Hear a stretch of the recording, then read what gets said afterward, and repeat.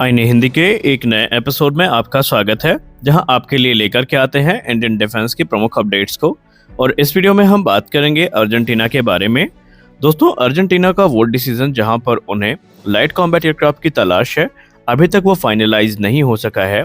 लेकिन हाल ही में कुछ डेवलपमेंट ऐसे देखे गए हैं जिसके बाद ये अंदेशा लगाया जा रहा है कि भारत पूरे गेम को चेंज कर सकता है। और हम ऐसा क्यों बोल रहे हैं, आपको थोड़ी देर में समझ में आ जाएगा।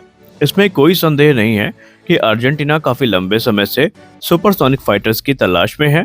न सिर्फ फाइटर्स सुपरसोनिक होने चाहिए, बल्कि वो इम्प्रेसिव वेपन पेलोड को कैरी करने में सक्षम होने चाहिए, जिसकी सहायता से एयर टू एयर और एयर टू ग्राउंड स्ट्राइक करने में काफी ज्यादा सुगमता हो। और इसी की तलाश में अर्जेंटीना ने एक टेंडर भी इशू किया है। अब अगर हम प्रबल दावेदारों की बात करें तो शुरुआत में जो JF-17 थंडर है और लाइट कॉम्बैट एयरक्राफ्ट तेजस है, इनको ही मुख्य कॉम्पिटिटर माना जा रहा था। लेकिन हाल ही में अमेरिका की एंट्री के बाद जो समीकरण है वो थोड़े बदलते नजर आए हैं। हालांकि अर्जेंटीना में दो पक्ष हैं। एक पक्ष लाइट कॉम्बैट एयरक्राफ्ट तेजस का समर्थन करता नजर आ रहा है, जो दूसरा पक्ष है वो इस समय F-16 के समर्थन में बोल रहा है।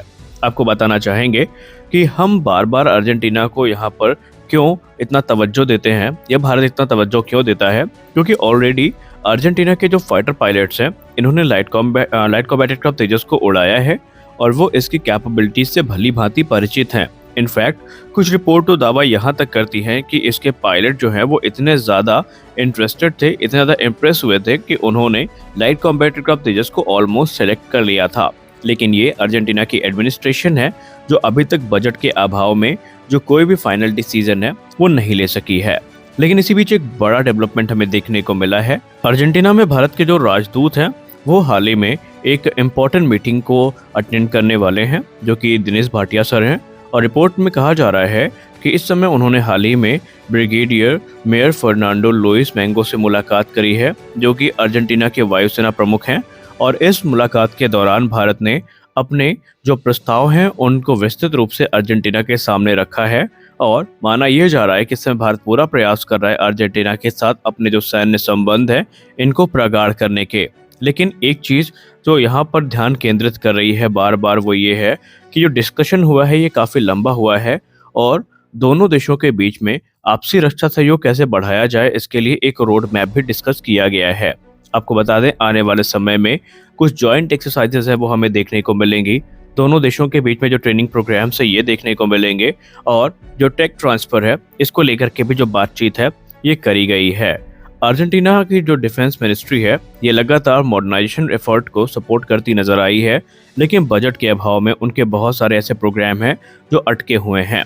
अब यहाँ पर जो मीटिंग हुई है दिनेश भाटिया सर की अर्जेंटीना के वायुसेना प्रमुख के साथ, यहाँ पर भारत के द्वारा बनाया गया जो लाइट कॉम्बैट एयरक्राफ्ट तेजस था और इसके अलावा जो हेलीकॉप्टर्स है हमारे, इनको लेकर के भी डिस्कशन हुआ है। और रिपोर्ट्स ये दावा करती हैं कि अर्जेंटीना का जो इंटरेस्ट है ये लगातार इनको लेकर के गहराता जा रहा है, क्योंकि खुद अर्जेंटीना भी अब इससे परिचित है पूरी तरीके से। उनको भी पता है कि ये एयरक्राफ्ट कितने कैपेबल हैं और कैसे अर्जेंटीना की ताकत को इन्हांस कर सकते हैं।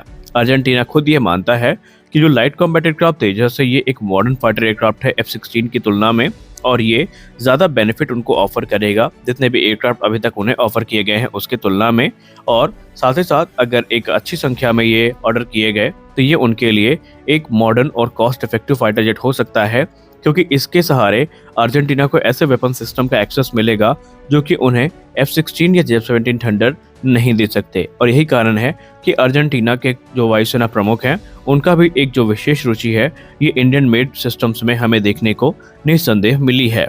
हालांकि वो बात अलग है कि अर्जेंटीना हर बार जितने भी डिस्कशन हुए हैं वहां पर एक चीज को कहता नजर आया है, और वो है ट्रांसफर टेक्नोलॉजी। इसके अलावा जो अर्जेंटीना के सिस्टम्स हैं उनके इंटीग्रेशन को लेकर के भी अर्जेंटीना ने बात करी है। इनिशियली रिपोर्ट में ये कहा जा रहा है कि भारत को इससे कोई दिक्कत नहीं है, अगर वो तेजस के साथ कंपैटिबल हुए तो उन सिस्टम को इंटीग्रेट करने में भारत को कोई प्रॉब्लम नहीं होगी। लेकिन एक चीज जो इस डील में सबसे बड़ा अड़ंगा लगा के बैठी है, और शायद वही एक कारण है कि अभी तक ये डील फाइनलाइज नहीं हो सकी है, उसमें दो मेन मुद्दे हैं। पहला तो है जो ब्रिटिश एम्बार्गो है ये, और दूसरा है अमेरिकी प्रेशर। अभी तक सब कुछ सही चल रहा था जब तक ये कंपटीशन JF-17 थंडर और LCA तेजस के बीच में था, लेकिन हम सब जानते हैं कि अमेरिका लगातार जो Danish used F-16 fighter jet हैं ये अर्जेंटीना को देने की वकालत कर रहा है। और ना सिर्फ अब ये वकालत कर रहा है, बल्कि अर्जेंटीना के ऊपर प्रॉपर जो यूएस का प्रेशर है ये देखा गया है। और रिपोर्ट तो ये दावा करती हैं कि अमेरिका ने यहाँ तक कहा है कि अगर F-16 के अलावा अर्जेंटीना कोई और एयरक्राफ्ट सेलेक्ट करता है तो उनको इसके कॉन्सिक्वेंसेस भुगतने पड़ सकते हैं। और शायद यही कारण है कि अर्जेंटीना के लिए जो डिसीजन मेकिंग प्रोसेस है ये काफ़ी ज़्यादा यहाँ पर कॉम्प्लेक्स होता जा रहा है। अर्जेंटीना ने तकरीबन $664 मिलियन की जो राशि है ये 12 नए फाइटर जेट्स के लिए आवंटित करी है। और इसमें जो सुटेबल एयरक्राफ्ट है उसकी तलाश अर्जेंटीना के द्वारा की जा रही है। अब अगर हम अर्जेंटीना की फ्लीट की बात करें तो इनके पास कोई भी सुपरसोनिक फाइटर एयरक्राफ्ट इस समय नहीं है। उनके पास A4 फाइटर बॉम्बर्स हैं। इसके अलावा IS-63 पैम्पा जेट ट्रेनर्स को अर्जेंटीना की वायुसेना ऑपरेट करती है। और ऐसे में जो पहले ऑफर आए थे अर्जेंटीना के पास वो थे रशियन MiG-29 के, फिर MiG-35 का भी ऑफर आया था, लेकिन इसको अर्जेंटीना ने टोटली रिजेक्ट कर दिया। उसके बाद जो J-17 थंडर और LCA तेजस हैं ये इस समय टॉप कंटेंडर्स बने हुए हैं, लेकिन अमेरिकी प्रेशर के चलते अर्जेंटीना कोई भी निर्णय नहीं ले पा रहा है। हालांकि माना जा रहा है खुद अर्जेंटीना की वायुसेना भी ये बात जानती है कि जो एयरक्राफ्ट यूएस उनको बेचना चाहता है वो बीतते समय के साथ आउटडेटेड हो जाएंगे और उनमें मॉडर्न वेपन सिस्टम को इंटीग्रेट करना बहुत ज़्यादा मुश्किल होने वाला है। और यही सारी चीज़ें अर्जेंटीना के लिए एक बड़ी दिक्कत पैदा कर रही हैं। अब अगर हम दूसरी वजह की बात करें तो वह ब्रिटिश एम्बार्गो, यानी ब्रिटेन के द्वारा निर्मित कोई भी कंपोनेंट किसी भी एयरक्राफ्ट में अगर होगा तो वो अर्जेंटीना को एक्सपोर्ट नहीं किया जा सकता। अब अगर हम लाइट कॉम्बैट एयरक्राफ्ट तेजस की बात करें तो तेजस की जो इजेक्शन सीट है इसका निर्माण ब्रिटिश कंपनी मार्टिन बेकर के द्वारा किया जाता है।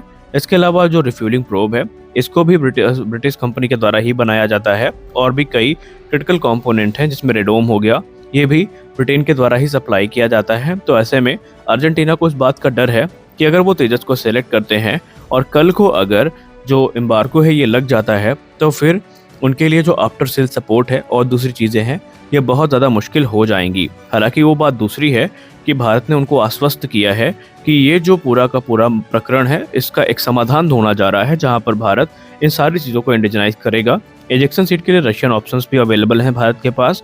और रही बात नोज रेडोम की तो ऑलरेडी ये DRDO के द्वारा विकसित किए जा रहे हैं। और जो रिफ्यूलिंग प्रोब है इस पर भी DRDO ने 2023 से काम शुरू किया है। तो ऐसे में उम्मीद पूरी है कि भारत बहुत जल्दी इनका एक परफेक्ट रिप्लेसमेंट तैयार कर लेगा। और अगर सही समय पर रिप्लेसमेंट तैयार कर लिया जाता है तो ना सिर्फ भारत के पास अर्जेंटीना के केस में एक एडवांटेज होगा, बल्कि आने वाले भविष्य में भारत को कभी भी जो एम्बार्गो है इसकी चिंता करने की ज़रूरत नहीं है। हालांकि एक्सपर्ट्स ये मानते हैं कि सही मायने में जो हमें आत्मनिर्भरता है वो तब मिलेगी जब हमारे पास इंजन भी स्वदेशी होंगे। तो आज के इस वीडियो में बस इतना ही। मिलते हैं अगले वीडियो में कुछ और अपडेट्स के साथ, तब तक के लिए जय हिंद।